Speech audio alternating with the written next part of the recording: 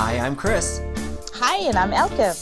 And we are recording our very first Wellness Factor podcast. Yeah. How are you, Chris? I'm doing well. How about you, Elke? Pretty good.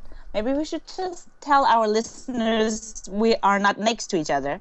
We're actually on two different continents. That's very true. I am in the U.S., in Tennessee right now.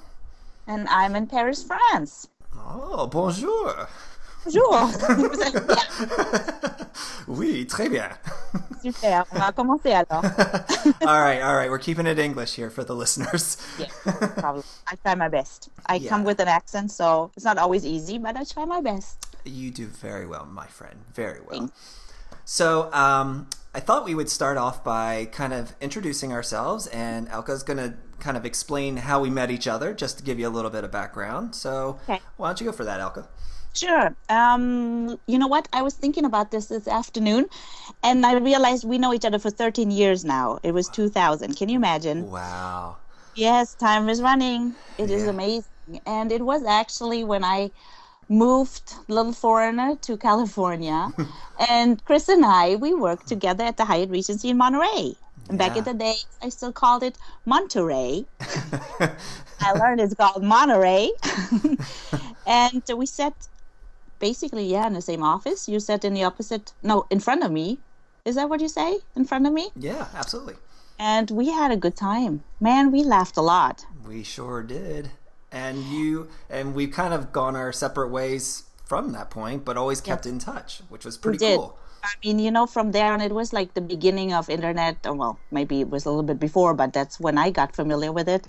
And then at some point, Facebook popped up, and we just connected. And you introduced me to IIN, and here we are. Yeah. So just to let everybody know, we are both certified holistic health coaches from the Institute of Integrative Nutrition, and I also have a background in personal training. So the point of this podcast is to talk about all things wellness, which can encompass nutrition, lifestyle, exercise, pretty much anything. And we want to give the best information we can to everybody, and we want to encourage everybody to reach out and to ask their questions, because that's going to be our focus for these podcasts.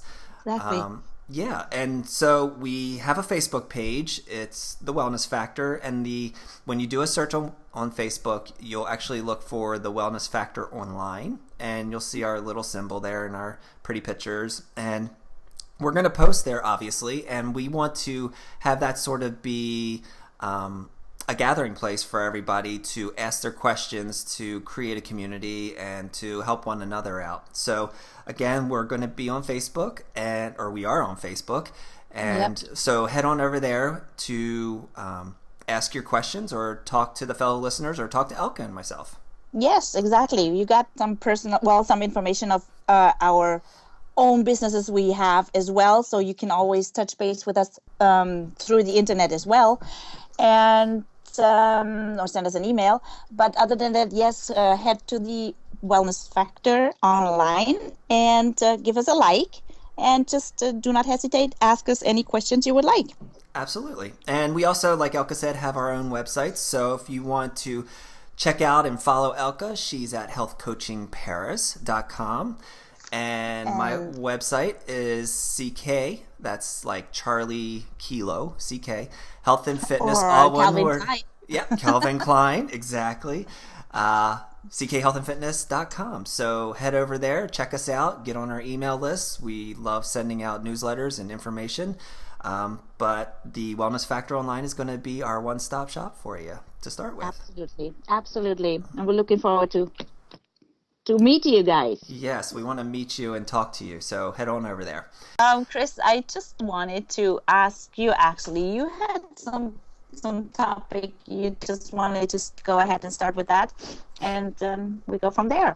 Absolutely. So I think what our format's going to be moving forward, and of course it's going to evolve and change based on the needs, and as we get better at this, and as we get more questions from you guys, but kind of our thought process right now is to introduce a topic or two each podcast, and then focus on the listener questions, which is why, again, we're encouraging you to send them in to us. We want to make it relevant to each and every one of you. So with that being said, today I wanted to start off, I actually had two topics I wanted to cover. Excuse me. Go ahead. Water always helps. In any situation, have water. Thank you. I will have a sip right now. Perfect. So the first topic that I wanted to cover was fitness related, actually. And with the warm weather coming around, people are heading to the beach and on vacation and whatnot. And who doesn't want to look a little better? The problem is that most people hate doing cardio. They find it boring and tedious and repetitive. Would you agree, Elke? Well, yes and no. I mean, I'm a little bit of addict of cardio. Now, that sounds a little conceited, I know. But I think, well, I agree a little bit. Yes, true. The first step is the hardest. Once you do it, well, it's just you feel good. Yeah, that's true. But I think what a lot of people don't care for is really like the time commitment of cardio. Yeah. A lot of times they'll get on the treadmill and they'll, walk fast or jog or whatever, and they'll be on there for an hour or longer, and it's just you're on that hamster wheel, so to speak. You're not really going anywhere, and it's like it can be boring if you don't have some music or something to focus on. Obviously, there are endurance runners who enjoy that type of workout, but I think the average population, it's not their idea of a good time. Absolutely. So what I wanted to talk about was what is known as HIIT training. And HIIT stands for high intensity interval training. And what's really cool about HIIT training is that, one, it takes less time. So you can get in and out. You can do this in the gym or you can do it outside. You can really do it with anything. And you can knock it out in like a half hour. As opposed to an hour. Awesome. Yeah, awesome. As opposed to an hour or longer. So now this is going to be at a higher intensity, and I'm going to explain how you set it up, set up your program, but you will be at a much higher intensity than you would for that what's known as steady state cardio. Mm-hmm.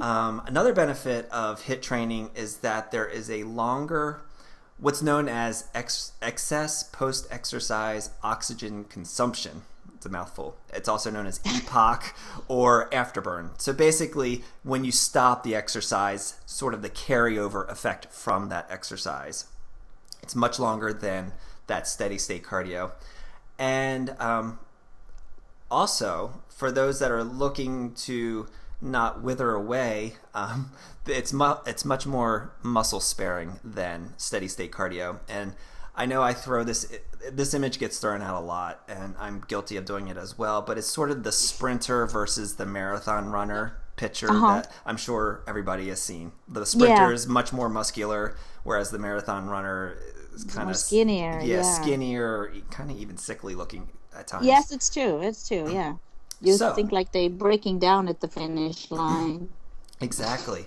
So how do you set this up? So like I was saying, you can do this anywhere. The example I'll give you is for the treadmill because I think that's probably accessible for the most people, but you can do it outside as well. But here's what you need to do, and you might want to jot this down. When you're developing your HIIT cardio routine, you want to use a 1-to-2 ratio or 2-to-1. Actually, I would say 2-to-1. And what that means is you're going to do twice as much of the lower intensity. You're going to split your workout into two parts. It's going to be a lower to moderate intensity and then a really high intensity. So the lower to moderate one is going to be 2 times as long as your high intensity. So because I suck with math, we're going to keep it really simple. Join the club. Yeah. So we're going to keep it really simple. So with the treadmill example, if you're just starting out, what you might do is a 1-minute jog, something that's pretty comfortable, kind of your heart rate's a little elevated but nothing too crazy. So you're going to do that for a minute, and then you're going to do a 30-second all-out sprint. So you're going to crank that treadmill up, or you can do this outside as well. And you're going to that would be my case. Yeah. So I would Yeah. So can you just say that again? Because I'm not good at math either. And I Absolutely. like to do that for myself as well. Yes, absolutely. So your working time frame, you're going to do a 1 minute jog, which Huh? is going to end up being sort of like your recovery phase as you do this. Okay. And then you're going to do 30 So 30. seconds of a sprint. That's cool. And Yeah. depending on your fitness level, you can adjust those numbers. You just want to keep Yeah. that 2-to-1 ratio. So, you may want to do a 2-minute jog with a 1-minute sprint. Hmm? Now, keep in mind, though, that the longer duration that you have with the sprint, the lower the intensity is going to be. It's sort of a continuum. Like the intensity goes down over time. Okay. But that's fine. So just use a number that Because your works body for you. gets used to it. Well, just because you can't maintain a certain level of intensity for a long period of time. I mean, think Okay. about it. If you have 30 seconds to sprint all out or a minute, Yeah. you know, Yeah, of course. once you go past that 30-second, your intensity level's going to diminish. Your down, body yeah. just can't handle that level of intensity. So, with that said, all you need to do, here's sort of the full routine for you. You can do 5 to 10 minutes of a warm-up, just something to get the heart rate up a little bit, the body warm, the fluids moving into the joints and whatnot, so you don't injure yourself. So do that for 5 to 10 minutes. And then you're going to do, if you're just starting out and you're maybe not as conditioned, you might want to start out with just 10 minutes of the alternating the low intensity, high intensity. But I would say, generally speaking, 15 to 25 minutes of that. Just all you do is alternate back and forth, so you can have your stopwatch or watch the treadmill. And then you're going to do a 5 to 10 minute cool down. So you're literally done in like a half hour, as opposed to the steady state where you would be there for an hour or more. And That sounds great. yeah, And there's so much time saving. exactly. And you're going to bust your butt doing it, but you're going to feel amazing. And like you said, you're going to save time. So if you're on a busy schedule, get in, get out, get it done, and it's actually a better Workout. Yeah, it's a better workout, to be quite honest. Yeah. It's funny that you mentioned that, Chris, because the other day I spoke to a personal trainer, and he was kind of like saying the same thing. Your body, people think if they work out an hour in the gym, they have done, well, most of them do maybe a major workout, but your body doesn't know the time. So basically the intensity is what counts, not the time. Absolutely, absolutely. And that's something that you see at the gym a lot, is you'll see people who just, I see it all the time. It's you'll have somebody there who's like curling a 5-pound dumbbell for like 50 repetitions. It's like you're not doing anything. But you're right. It's intensity. It's like hit it with intensity, and give your body a reason to change. Because if you're not doing it with intensity, your body's like, there's no reason to burn fat, build muscle, or anything. You're just kind of going through the motions. Yeah. Yeah. Well, I'll try that this week. Good. Let me know how you make out. Definitely. Well, good. And then, Now, would you recommend that, like this routine for a week, or and then you change it, or you upgrade it, meaning like you do the 2 minutes jog and 1 minute intensive run, or you can play around with the times if you want. So if you wanted to do like a 30-second jog and then a 15-second sprint, play around with the times. But also, the more you do this, the more conditioned you're going to be, the higher your intensity is going to be. So using a treadmill example, just because we can sort of quantify that, if you start out and you're doing, say, your jog is at like a 5.0 and your sprint is at an 8.0, the more you do this, the higher your body's going to get used to it, and you're going to be able to raise those numbers. So, over time, you might go from a 5 up to a 6 for your jog, and then your sprints might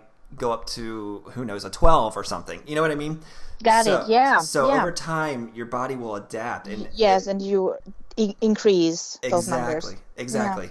Yep. And what I would say is incorporate this a couple times a week. It is intense, so you want to avoid overtraining, but do this a couple times a week. If you feel like you're getting sort of like too achy or signs of overtraining start to creep in, throw in a steady state in between somewhere.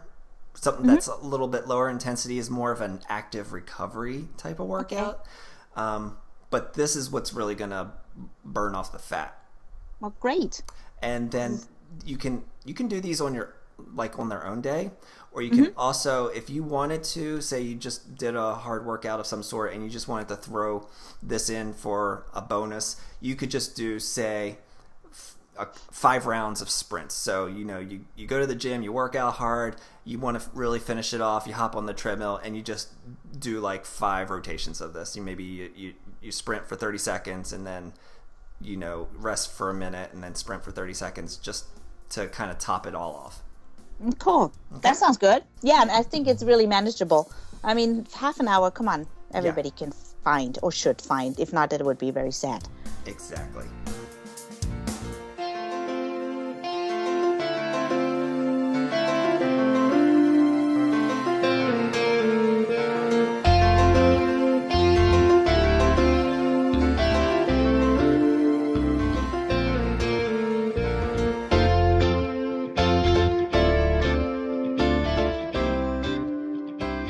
We have a listener question, and Anne wrote in that she needs some more guidance on nutrition. She has had some health issues, including an autoimmune issues, and she knows that she could and should be doing things nutritionally to help with these, but just wanted to know what guidance we can offer her for this. So, Elke, can you speak to that a little bit? Well, yes, I sure can. Or let's say I try my best. Basically, you know what, the body is, nutrition is amazing. Let me start with that. I have started or stopped eating meat when I was 15, and I thought if I'm a vegetarian, I'm very healthy. But the truth is, no, I just learned over the years about nutrition, and just because you stop eating meat doesn't make you a healthy person. So especially the inflammation your body creates, and personally, I had a lot of issues with that, which I just recently learned about to how do you say that, to get it out of my system slowly. Detox. Detox, exactly. Get the toxin out of my system. And I didn't know that really for my past 20 years, because I ate no meat, but I ate a lot of sugar. So weight was not an issue for me, never actually, because I did a lot of sport. But I started to have a lot of skin problems, and that was always my problems. I mean, after I got out of my teens, I said I have this acne, whatever, and I had used all kinds of products and tried to get better, but it was never really clear, my skin. And so I learned about inflammation, the silent inflammation. I mean, you could probably talk a lot more of the inflammation you can feel when you have a sport injury, but the silent inflammation, I would say burn baby burn, is what actually creates all the diseases in our body. And I want to keep it really simple, keep it down with nutrition. And I did personally stop the sugar. I tried, to be honest, sometimes I'm still fall back, and eat anti-inflammatory foods. I discovered also the power of spices, which is like turmeric. I don't know if you say that like turmeric. Do you pronounce it that way? Yeah, turmeric or turmeric. Turmeric, okay, turmeric. Here in France they say curcuma, so it's a little bit different. That was the ancient way actually of turmeric, I think.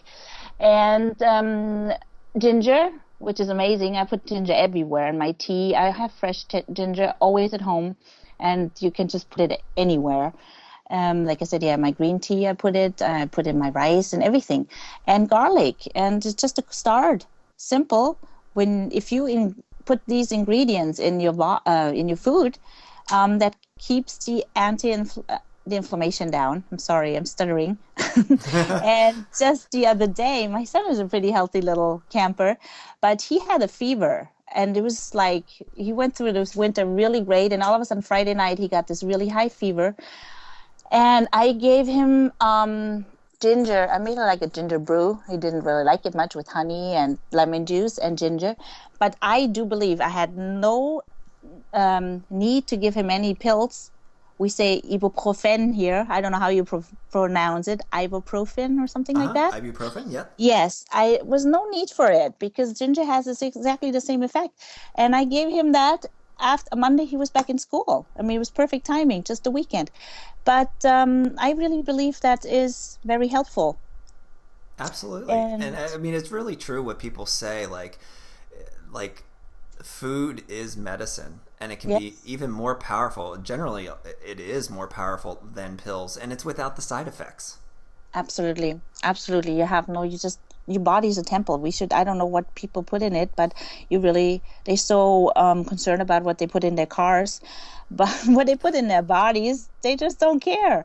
And it's so simple. Just eat the real food. Clean food, real food, doesn't need to be processed.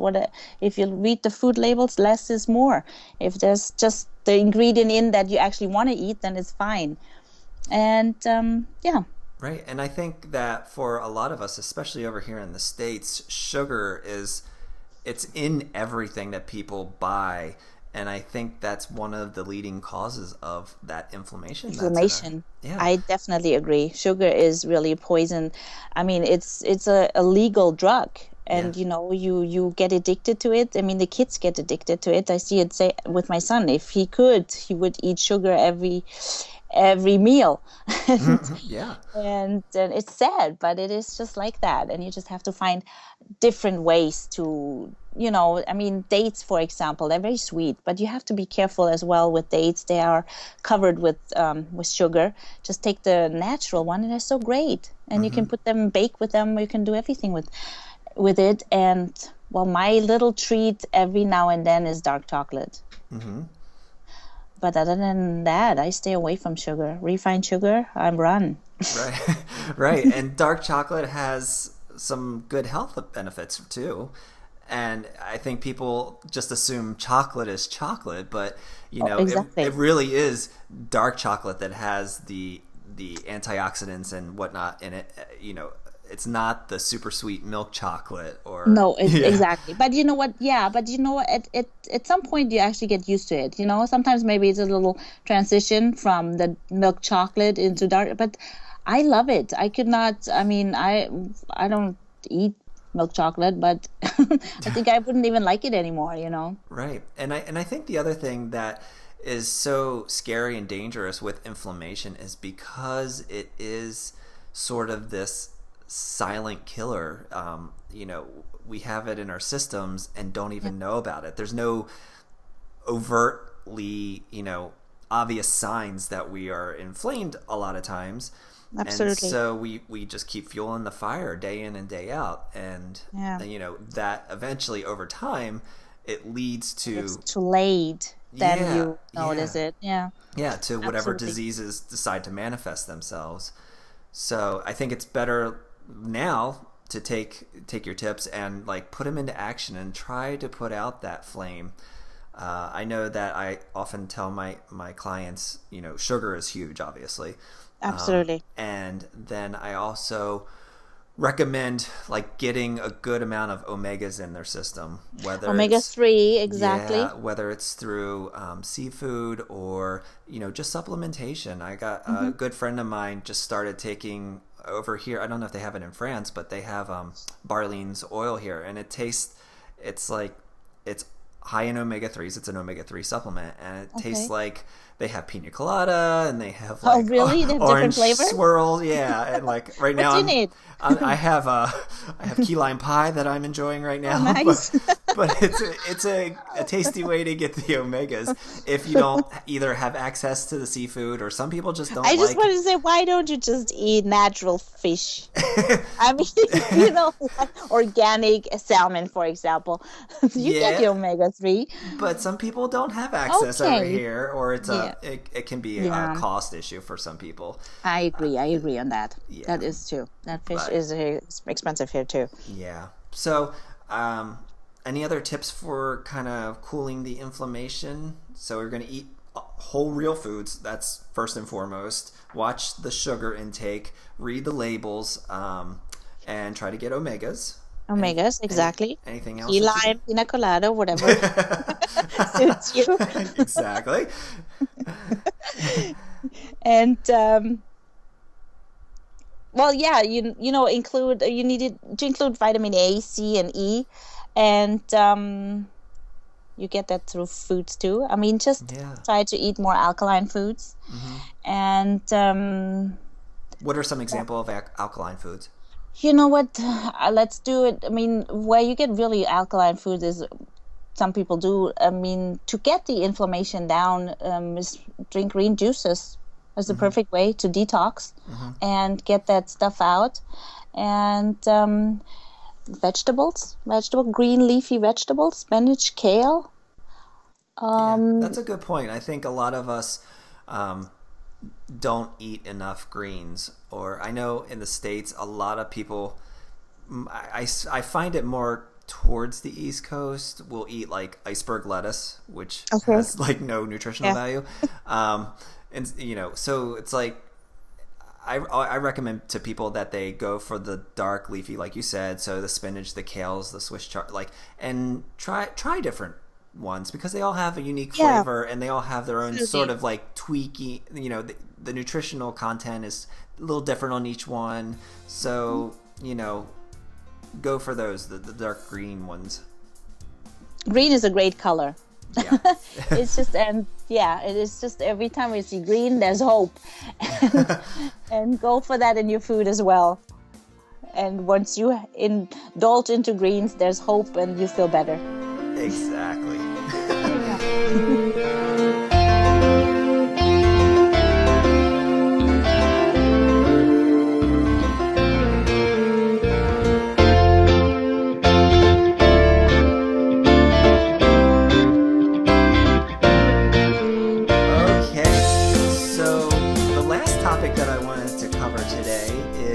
Something that came up actually yesterday in a conversation I was having with somebody, and we were talking about fitness, but they were like, they had a certain goal that they were working towards, and they said, oh, well, I'm going to wait until X date to do this. And it got me thinking about how so often in life we say, oh, I'm going to wait until tomorrow, or I'm going to wait until the time is right, or I'm going to wait until. And the problem is that time never truly comes. Like, there's no perfect time. Absolutely, I agree. It is, the time never comes, like you said, because there is never, or sometimes it's too late if you wait too long. Right, yeah, you can miss a golden opportunity. Yeah. And like with the example with this person I was talking about, I told him, why wait? They were going to wait a couple months to do whatever they were going to do. And I said, think about how far ahead you'll be if you start tomorrow, like today.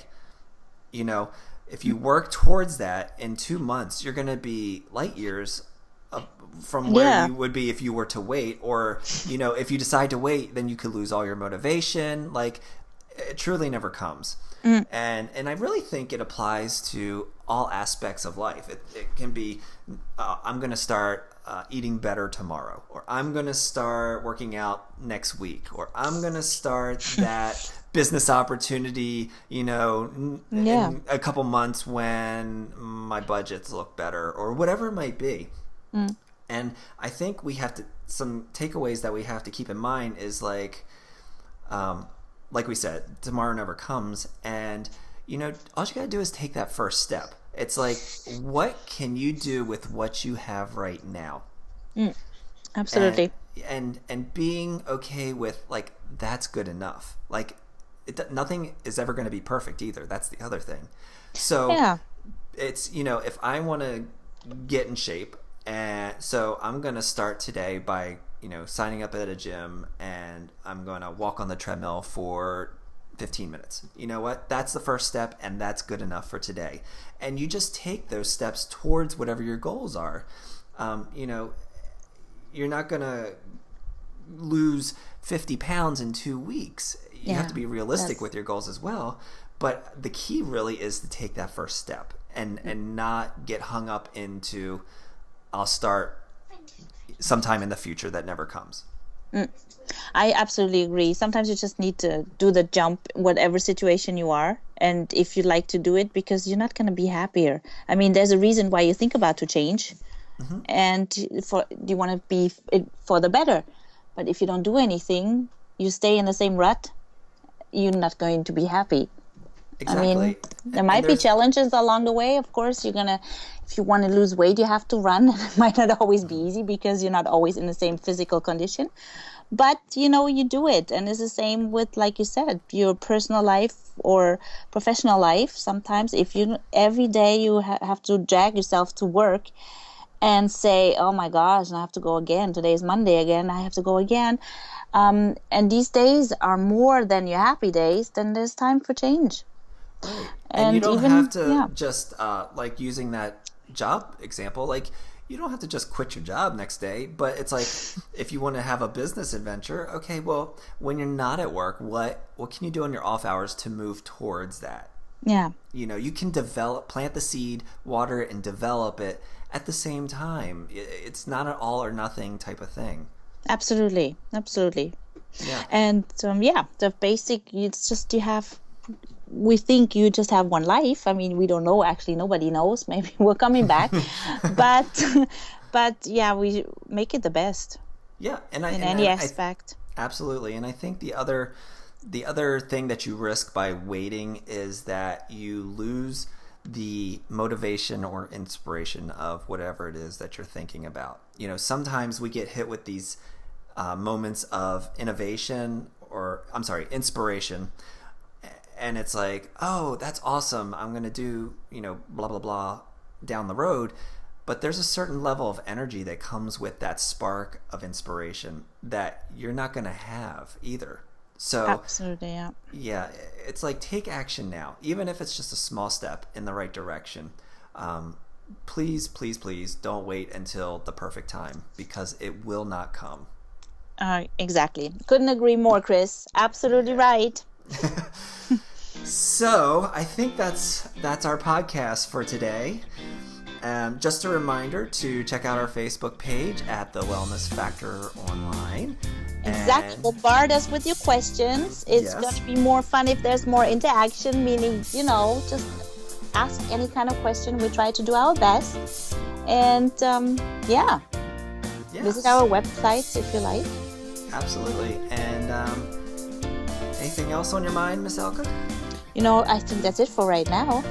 All right. Well, we will see you guys, quote unquote, see you guys next time. And thanks for listening.